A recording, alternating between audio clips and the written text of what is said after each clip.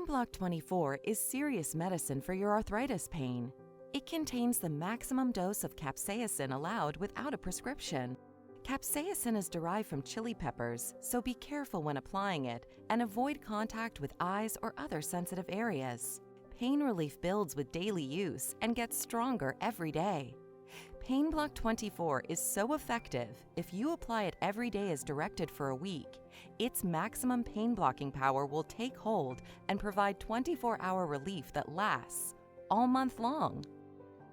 If this is your first time using PainBloc24, or if you have sensitive skin, test on a small area.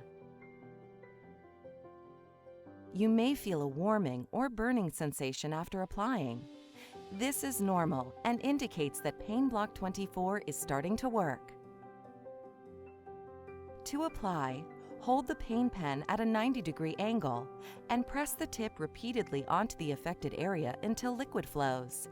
Then dab sparingly. A little goes a long way, so apply a single layer using a single stroke until the area is covered. To avoid irritating sensitive areas, it's important to wash hands with soap and cold water after each application. We recommend washing the application site 30 to 60 minutes after application.